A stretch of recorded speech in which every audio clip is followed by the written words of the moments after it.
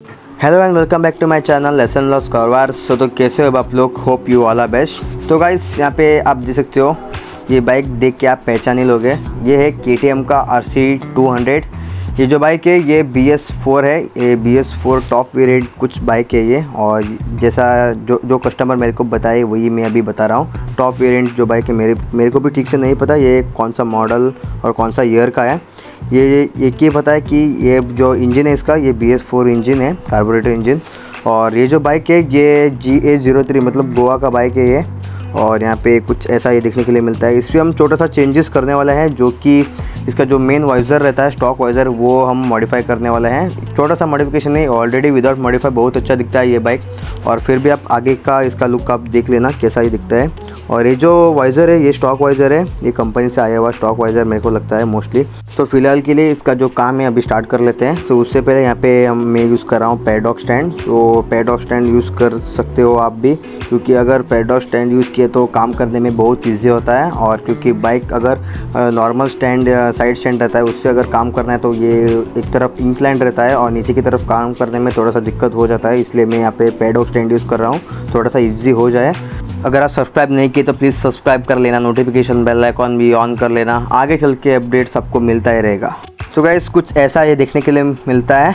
ये RC200 BS4 stock bike, और right side का मिरर यहाँ पे मिसिंग है, और कुछ इतना सा बोल्ट यहाँ पे देखने के लिए मिलता है। और ये जो राइट साइड का फेयरिंग है ये मेरे को लगता है ये निकालना पड़ेगा, क्योंकि इसका अंदर जो एलन की बोल्ट्स होते हैं ये निकालने में थोड़ा सा दिक्कत हो जाता है। अगर साइड का फेयरिंग निकालिए तो बहुत ईजी होगा।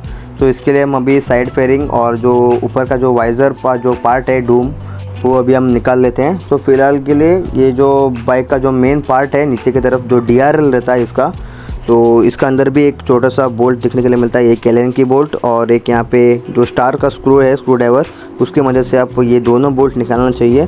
ये जो DRL है ये आप जो नॉर्मल जो वाइज़र रहता है RC का पावर पार्ट वाइज़र वो कट करके भी आप लगा सकते हो, नहीं तो ये जो DRL का जो पार्ट है ये निकाल के आप डायरेक्टली भी फिट कर सकते हो। तो कस्टमर का रिक्वायरमेंट है कि जो DRL है वो निकालने के लिए, क्योंकि उनको जो पावर पार्ट का जो वाइज़र है वो कट करने के लिए मन नहीं है, इसलिए हम अभी जो DRL है वो भी हम निकाल लेते हैं। तो फिलहाल के लिए ये जो आप देख सकते हो मिरर, ये मिरर फर्स्ट हम ये निकाल लेते हैं, बाद में हम 1 बाय 1 इसका पार्ट्स निकाल लेंगे। तो इसका जो मेन पार्ट है एलन की, तो यहाँ पे मोस्ट ऑफ द पार्ट पे एलन की बोल्ट्स ही लगते हैं। और क्योंकि नॉर्मल जो बजाज का जो ओल्ड मॉडल है बजाज NS वगैरह उस पर हम नॉर्मल जो 10 mm नहीं तो 12 mm का बोल्ट लगते हैं। तो यहाँ पे सभी तरफ यहाँ पे एलन की बोल्ट्स ही देखने के लिए मिलता है। तो अभी हम पहले यहाँ पे मिरर निकाल लें, तो नेक्स्ट अभी हम वाइज़र निकाल लेते हैं। तो गाइस यहाँ पे आप देख सकते हो ये है RC का पावर पार्ट वाइज़र, और इसका जो थिकनेस है ये 4 mm के थिकनेस के साथ में आता है। अगर ये आपके बाइक में इंस्टॉल किया तो बाइक का लुक ही चेंज हो जाता है पूरी तरीके से। और इसका लुक मतलब ये थोड़ा सा ब्रॉड है, मतलब थोड़ा सा बल्कि लुक बाइक पे आता है अगर ये इंस्टॉल किया तो, और दिखने के लिए भी बहुत अच्छा दिखता है। अगर ये अभी नॉर्मल ट्रांसपेरेंट है, अगर ये स्मोक किया तो और भी बहुत अच्छा दिखने के लिए मिलता है। और फिलहाल के लिए ये जो वाइज़र का जो पार्ट है इसका फिनिशिंग भी बहुत अच्छा है। और इसका जो प्राइसिंग है ये लगभग 2300 समथिंग है, इंक्लूडिंग शिपिंग चार्जेस। अगर आप ये लेना चाहते हैं तो मेरे को DM कर सकते हो, इंस्टाग्राम का लिंक मैं डिस्क्रिप्शन में डाल देता हूँ। ऑर्डर प्रोसेस ही सिंपल है, आपका जस्ट आपका एड्रेस सेंड करना है, बाद में पेमेंट का स्क्रीनशॉट भेजना है। इवनिंग तक हम आपका जो पार्सल का जो पैकिंग है ये व्हाट्सएप थ्रू सेंड करते हैं, बाद में नेक्स्ट डे मॉर्निंग आपका डिस्पैच होगा, जो कि होने वाला है इंडियन पोस्ट और प्रोफेशनल कोरियर से। मोस्ट ऑफ द टाइम हम इंडियन पोस्ट यूज़ करते हैं। और ये जो वाइज़र का जो पार्ट रहता है वो बहुत रिस्की रहता है, इसके लिए हम यूज़ करते हैं प्रोफेशनल कोरियर। बहुत सेफ एंड 100% डिलीवरी है और 100% ट्रस्टेड एंड जेन्युइन है। आप एक बार चेकआउट कर लेना, लिंक मैं डिस्क्रिप्शन में डाल देता हूँ, एक बार ज़रूर से चेकआउट कर लेना। तो गाइस ये जो आगे का पार्ट है ये फेयरिंग से जुड़ा हुआ है, यहाँ पे आप देख सकते हो। ये जो 2 बोल्ट हम अभी खोल रखे हैं, ये होने के बाद और एक बोल्ट मिलता है यहाँ पे, और निकलने में थोड़ा सा दिक्कत हो जाता है। ये होने के बाद और एक 4th बोल्ट मिलता है नीचे और नीचे की तरफ, वो निकालने में थोड़ा सा दिक्कत हो जाता है क्योंकि ये फेयरिंग के नीचे है। हम अभी फेयरिंग भी निकालने वाले हैं। मैं वीडियो थोड़ा सा फास्ट फॉरवर्ड कर लेता हूँ क्योंकि वीडियो बहुत लंबा हो जाता है इसलिए। तो गाइस यहाँ पे जो लेफ़्ट साइड भी हम निकाल लिए हैं वही सेम तरीके से यहाँ पे राइट साइड पे भी सेम उसी तरीके से निकाल लेना है सभी इसका जो एलन के बोल्ट्स है। और आगे की तरफ जो फेयरिंग पे जुड़ा हुआ जो बोल्ट्स रहते हैं वो 4 बोल्ट्स देखने के लिए मिलता है, वो सभी हम निकाल लेंगे। तो यहाँ पे ये जो फेयरिंग का बोल्ट्स है 3 बोल्ट्स देखने के लिए मिलता है, ये तीनों बोल्ट्स हम अभी निकाल लेंगे फेयरिंग। ये होने के बाद दोनों साइड पर निकाल लेना है फेयरिंग, क्योंकि वाइज़र इंस्टॉल करने में बहुत ईजी हो जाता है इसके लिए। तो ये एक बार हम अभी सभी ओपन करने के बाद में हम इंस्टॉल करेंगे इसका वाइज़र। सो उससे पहले यहाँ पे फेयरिंग खोल लेते हैं। सो ये होने के बाद हम अभी डायरेक्टली आते हैं डूम पे। तो उससे पहले एक छोटा सा पिन रहता है, जब आप फेयरिंग खोलते हो ना वहाँ पे अंदर की तरफ 3 पिन्स देखने के लिए मिलता है। ये प्रेस करने के बाद ये अनलॉक हो जाता है, कुछ ऐसा सिस्टम है। ये मेरे को भी नहीं पता था, वो मेरे को कस्टमर ने बताया। तो कुछ ऐसा ये प्रेस करके ये अनलॉक होता है। तो कुछ ऐसा ये होने के बाद हम अभी इसका जो पैनल है साइड का तो वो आराम से निकाल सकते हो। तो पहला ये निकाल लेना, बाद में आप एलन की बोल्ट से आराम निकाल सकते हो। ये फर्स्ट आपको निकालना पड़ेगा, ये होने के बाद एलन की बोल्ट से आप निकाल सकते हो साइड का फेयरिंग। तो गाइस यहाँ पे सभी बोल्ट्स निकालने के बाद कुछ ऐसा ये साइड का फेयरिंग आता है, लेफ़्ट साइड का फेयरिंग। सो इससे एक छोटा सा पार्ट जुड़ा हुआ रहता है जो कि है एयर वेंट सिस्टम। ये लगभग सभी बाइक में आता है। तो कुछ ऐसा छोटा सा पार्ट यहाँ पे देखने के लिए मिलता है। सो इसके लिए हम अभी ऐसा ही छोड़ देते हैं इसका फेयरिंग साइड में। और यहाँ पे आगे की तरफ इसका जो मेन DRL है ये अभी हम रिमूव करते हैं। तो उसके लिए स्टार का जो स्क्रू ड्राइवर मैं यहाँ पे यूज़ कर रहा हूँ, स्टार स्क्रू ड्राइवर। और यहाँ पे छोटा सा एलन की बोल्ट भी है, वो भी हम निकाल लेंगे। तो गाइस कुछ ऐसा ही देखने के लिए मिलता है। सो ये होने के बाद यहाँ पे जो स्टॉक वाइज़र है, तो स्टॉक वाइज़र निकालने में राइट साइड पे और लेफ़्ट साइड दोनों साइड पे एक एलन की बोल्ट देखने के लिए मिलता है। ये होने के बाद कुछ ऐसा ये ओपन होता है इसका स्टॉक वाइज़र। आफ्टर रिमूविंग दी स्टॉक वाइज़र, तो ये होने के बाद और 2 पार्ट्स मिलते हैं, ये भी हम अभी निकाल लेते हैं। सो KTM का जो पार्ट्स है जो बहुत टफ है निकालने में और बहुत इरिटेट होता है एक पार्ट निकालने में, क्योंकि इसका जो मेन जो डिज़ाइन है वो बहुत कॉम्प्लिकेटेड है निकालने में। और जो डिज़ाइन पता नहीं कैसा ये लोग गाड़ी बनाते हैं। बिकॉज ऑफ दिस ये जो सर्विस सेंटर वाले लोग रहते हैं इसीलिए बहुत ज़्यादा चार्जेस करते हैं, क्योंकि इसका जो मेन पार्ट्स रहता है ये रिमूव करने में और नहीं तो रीफिटिंग करने में बहुत ज़्यादा टाइम लगता है। इसीलिए बहुत चार्जेस करते हैं सर्विस के टाइम पे। क्योंकि मैं भी फर्स्ट टाइम एक्सपीरियंस कर रहा हूँ और यहाँ पे मैं एक पार्ट निकालने गया तो यहाँ पे 3-4 पार्ट हो जाता है और फिर मैं लास्ट में दिक्कत हो जाता है कौन सी पार्ट कहाँ पे लगाना है।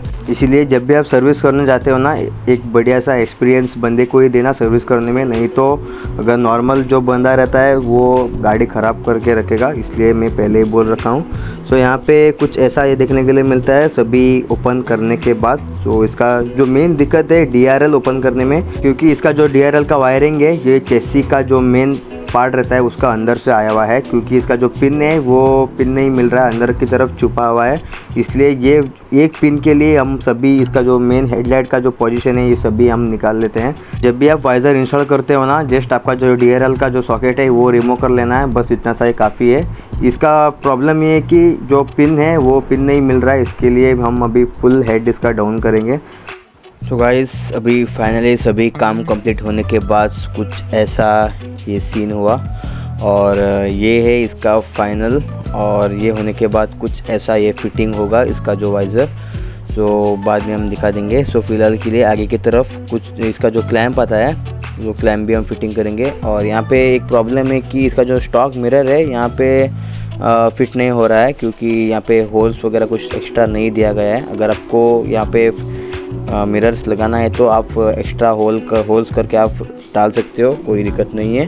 तो यहाँ पे कस्टमर का रिक्वायरमेंट है कि ऐसे रखने के लिए, तो हम ऐसे ही रखेंगे। और यहाँ पे जो दोनों क्लैम्प्स है, दोनों क्लैम्प्स अभी फिटिंग हो रहा है। तो ये होने के बाद हम अभी साइड पैनल पे फिटिंग करके, तो वो भी बहुत ईजी है। उस पर भी जो वाइज़र का जो लेफ़्ट एंड राइट का पोजीशन है वो डायरेक्टली फिट होता है फेयरिंग पे। इसका जो मेन रीज़न है हाई स्पीड स्टेबलाइजेशन, और क्योंकि इसका जो डिज़ाइन है वो पावर पार्ट वाइज़र का वो हाई स्पीड पे स्टेबलाइजेशन, मतलब जो एरोडायनामिक्स है इसका बहुत अच्छा हो जाता है और बहुत अच्छा डिज़ाइन भी है। और यहाँ पे आप देख सकते हो दोनों तरफ कुछ ऐसा ही डिज़ाइन देखने के लिए मिलता है। तो गाइस ये है इसका राइट साइड भी आप देख लेना एक बार। क्योंकि अगर आप नॉर्मल हाई स्पीड पे चला रहे हो तो इसका जो मेन स्टेबिलिटी है बहुत अच्छी तरह से मिल जाता है।